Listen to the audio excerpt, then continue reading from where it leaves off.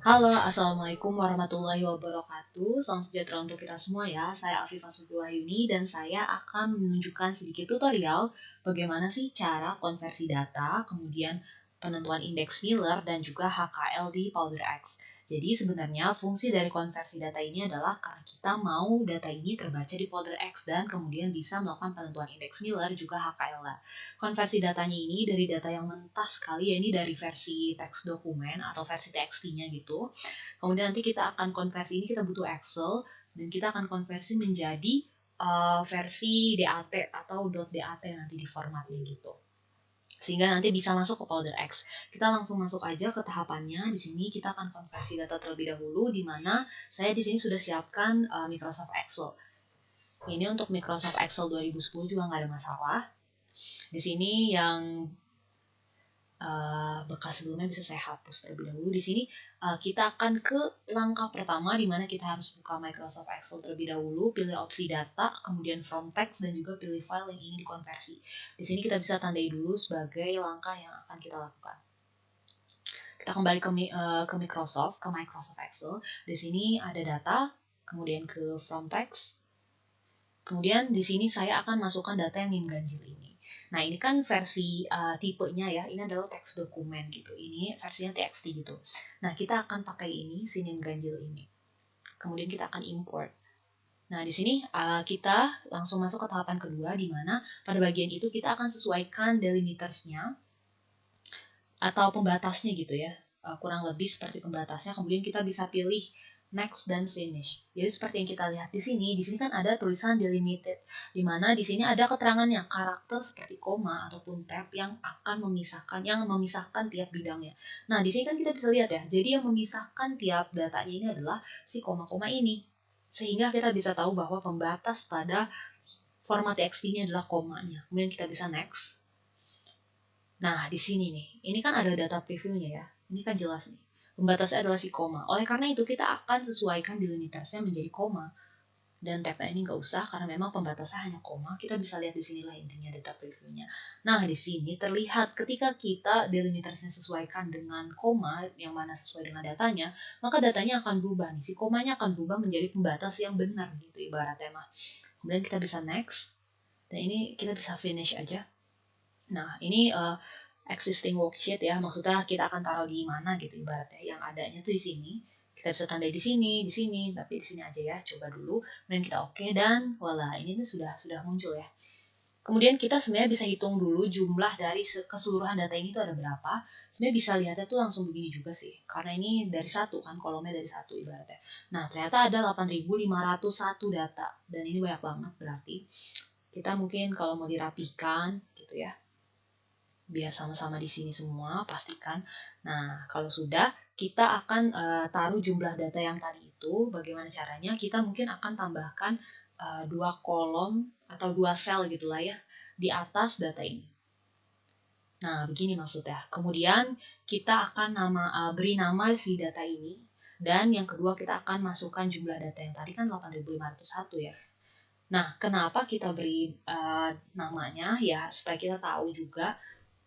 Dan saat dimasukkan ke PowderX juga jadi tahu juga gitu. Nah, di sini namanya tuh apa? Sebenarnya ini adalah hal yang harusnya dilakukan setelah analisis penentuan fasa di match. Jadi sebelumnya saya sudah siapkan juga ini hasil dari yang NIM ganjil tadi, data NIM ganjil tadi itu sudah dianalisis fasa dengan match dan juga sudah di refinement dengan match. Nah, ini pakai full proof ya, jadi bisa refinement di match. Nah, jadi kan di sini ada reportnya ya. Kandidat fasenya juga kan udah ketahuan kalau ini adalah TiO2 atau match phase-nya adalah TiO2. Kemudian ini adalah analisis fasa laporannya ibaratnya ya seperti itu. Ini juga kita dapat. Ini banyak ya ibaratnya sudah dapat.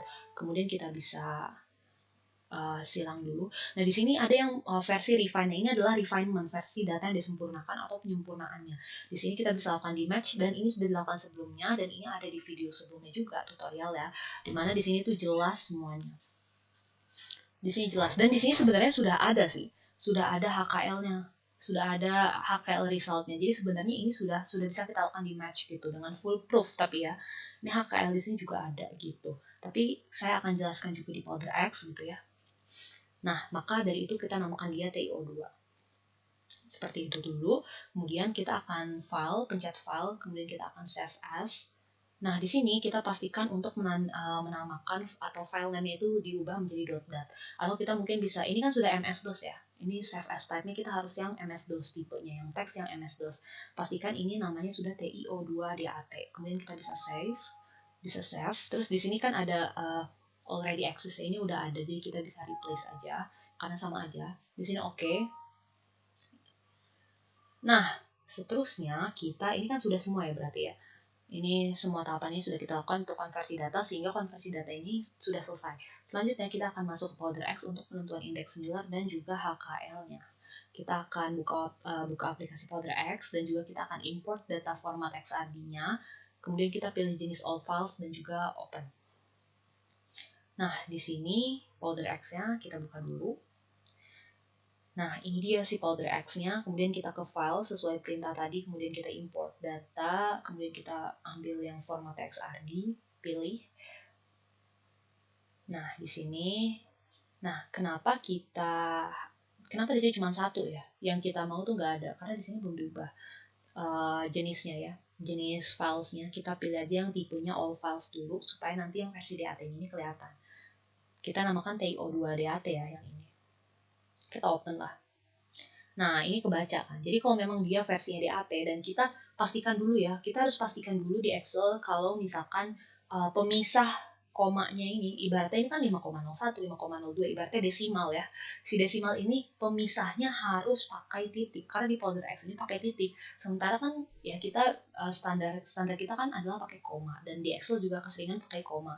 Jadi kita harus pastikan kalau ini semua desimal separatornya itu di titik. Jadi kita ke file, kita ke options, terus kita ke advance, kemudian kita ke ini nih, decimal separator kan di sini sudah titik. Untuk thousand separatornya, untuk ribuannya justru dia pakai koma. Dan ini pastikan untuk oke, baru nanti kalian bisa save as ya. Save as yang tadi sesuai tadi gitu. Nah, itu baru nanti bisa dibaca di Powder X. Kemudian kita langsung ke tahapan bagian Powder X, di mana kita akan smoothing data terlebih dahulu dengan opsi smooth dan juga adaptive smooth. Nah, di sini fungsi dari smoothing di sini tuh, karena memang kalau kalian lihat ya di sini tuh banyak noise-nya, ibaratnya tajam-tajam lah yang bagian ini. Jadi kurang jelas gitu kan. Puncak-puncak mana yang paling penting gitu. Jadi kita bisa smooth, kemudian kita adaptive smooth. Nah, di sini kita bisa select points dan juga noise levelnya. Untuk select points-nya, kita mungkin bisa tentukan, dua-duanya bisa kita tentukan, dan ini bisa preview dulu ya. Di sini select points-nya mungkin sekitar 19. Ini kalau di show tuh gitu. Nah, untuk noise level-nya, jadi ini dia akan perbaiki noise-nya gitu ya. Kita coba yang tinggi. Nah, seperti itu. Kita coba oke. Nah, ya kan? Jadi terlihat kan, puncak-puncaknya ini jadi lebih terlihat gitu. Ini yang tinggi juga apalagi dia jadi lebih jelas. Kemudian kita akan rapikan kurva ini dengan membuatnya menempel ke bawah dengan sumbu X menggunakan background. Sebenarnya ini tuh kita sesuaikan ya, karena memang kurva ini, maksudnya penggunaan data XRD ini tidak bisa sebegitu langsungnya kita taruh atau kita copy paste di jurnal dan segala macam, karena emang ini harus dirapikan sesuai dengan ketentuannya gitu. Nah, biasanya mereka akan menempel pada kurva ini akan menempel pada pada sumbu-sumbunya gitu, supaya lebih jelas lah ibaratnya, mulai dari intensitas, 2 theta, dan dia tidak melayang-layang di tengah-tengah seperti ini gitu. Tapi ini sebenarnya sudah di bawah ya. Ini sudah di bawah, ini sudah lumayan rapi. Jadi kita pencet yang background ini, kemudian kita mungkin bisa show. Nah, di sini nih, ya kan? Dia jadi kelihatan nih, ibaratnya dasarnya ini ditandai, kemudian kita oke kan. Nah, dia akan turun seperti ini. Tadinya memang cukup melayang ya, tapi ibaratnya dia tidak menempel pada sumbunya, tapi sekarang ini jadi lebih jelas gitu. Sehingga kan kalau lebih jelas gini, intensitasnya juga lebih jelas kita pengukurannya. Oh, ternyata nggak terlalu ke atas gitu kan. Nah, selanjutnya kita ke tahapan yang plotting puncak. Jadi kita akan plotting puncaknya dengan opsi peak dan kemudian simple peak. Salah satu yang advantage gitu ya, yang bermanfaat di powder X adalah kita bisa melakukan opsi peak dan simple peak. Jadi kita akan plotting puncak secara otomatis dari si powder X ini, tapi yang sederhana. Jadi ibaratnya yang penting-pentingnya juga gitu, yang simpelnya aja. Nah, di sini kita bisa atur sih sebetulnya select points-nya. Mungkin untuk select points kita tetap di 25. Nah, ini intensitas limitnya gitu ya. Jadi kita sesuaikan intensitasnya supaya nanti simple peak-nya itu yang muncul tuh yang intensitasnya tinggi-tinggi lah gitu. Mungkin sekitar 17,5 kita show. Nah, ini muncul kan yang tinggi-tingginya ini loh, intensitasnya ini. Kemudian kita bisa oke. Karena memang pada dasarnya puncak-puncak yang tinggi inilah yang ibaratnya yang intensitasnya tinggi inilah yang penting dan menentukan, ibaratnya yang paling menentukan. Nah, kemudian di sini ada input wavelength, kita bisa oke saja karena ini nanti akan diteruskan untuk data FWHM dan juga D. Di sini ya. Kita bisa simpan. Oke. Nah, ini kita bisa namakan lah ya. Menjadi TiO2. Yes. Nah, di sini muncul. Itu tadi ada tulisan override karena mungkin sudah ada data itu sebelumnya gitu ya. Nah, di sini muncul nih data 2 theta, data D, height, kemudian ada area, ada FWHM-nya, kita bisa minimize terlebih dahulu. Kemudian di sini pilih opsi indexing, kemudian di HKL. Di sinilah kita akan mulai menentukan indeks Miller dan juga HKL-nya dengan mengisi data-data fase dan parameter sel sesuai dengan data yang diperoleh sebelumnya. Kalau misalkan kita melakukan pelatihan, jadi kan kita bisa nih latihan atau eksperimen mengolah data XRD, itu tuh bisa dari website rruff.info gitu kan, kayak database untuk mineral dengan banyak dia ada data XRD yang udah proses dan ada data masih mentahnya, ada kurvanya juga. Kan kita bisa latihan dari situ. Jadi data-data fase dan data parameter selnya juga ada gitu kan. Kita bisa sesuaikan dan masukkan juga kan dari situ. Tetapi kalau misalkan kita melakukan uji sendiri, maka kita kan harus melakukan analisis fase dan itu dilakukan di match kan berarti. Sehingga kita harus melakukan match, analisis fase dengan match terlebih dahulu, kemudian nanti data-data fase dan parameter selnya nanti akan muncul setelah analisis dengan match. Nah, kita kembali ke powder X. Di sini. Nah, di sini kita akan melakukan indexing DHKL. Nah, di sini kita akan sesuaikan. Kalau dari data match yang saya itu lakukan, dia adalah TiO2. Kemudian symmetric class-nya kan di sini tadi ada ya. Di sini dia adalah strukturnya ibaratnya. Ini adalah orthorhombic. Nah, ini kristal sistemnya ini, kristalografinya lah ibaratnya ya. Orthorhombic. Gini.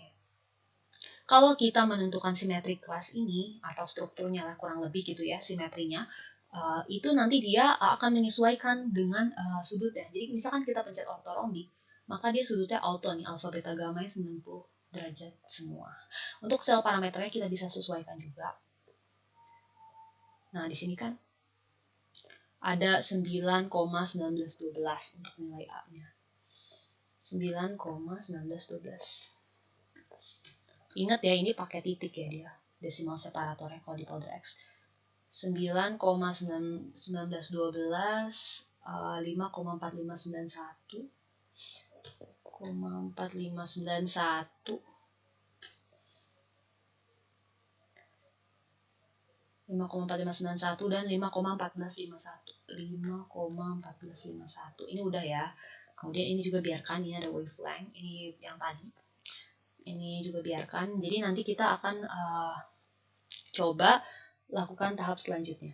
Di sini kita bisa calculate terlebih dahulu. Kita calculate terlebih dahulu.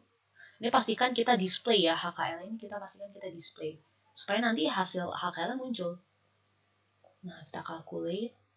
Terus 2 theta errornya ini bisa kita sesuaikan. Misalkan maksudnya ini ibaratnya kita atur error pada 2 theta-nya itu kurang lebihnya pada angka berapa gitu. Ini 0,9, coba ya kita pick match. Nah, ini langsung muncul nih. Ini dia langsung muncul seperti itu. Nah, begini kan, ini langsung muncul. Ini adalah indeks Wheeler ya ini sebenarnya. Ini yang ini 210, ini 111, ini 211, ini 102, 302, 421. Nah, untuk HKL-nya di sini langsung berubah ya. Jadi ini peak matching result ini nanti kan karena kita sudah display HKL, jadi ntar di sini HKL ini muncul di sini, ya kan? Ini yang ini 210, ini 111, ini 211, ini semuanya nih yang sudah ditandai di simple pick ini nih muncul semua. Ini kita bisa file, bisa kita save as di ini di sini. Ini bisa all files, bisa txt, bisa dat. Misalkan kita mau txt juga nggak ada masalah. TIO2 DHKL misalkan seperti itu, dan save. Yes. Nah, terus ini kita bisa juga di sini ada di bagian file ini kita bisa save plot, kemudian kita bisa save data juga. Nah, seperti itu. Ini kita bisa save plotnya ya. Di sini gitu. Nah, kurang lebih seperti itu saja dari saya. Mohon maaf atas kekurangannya juga. Sekian, wassalamualaikum warahmatullahi wabarakatuh. Dadah.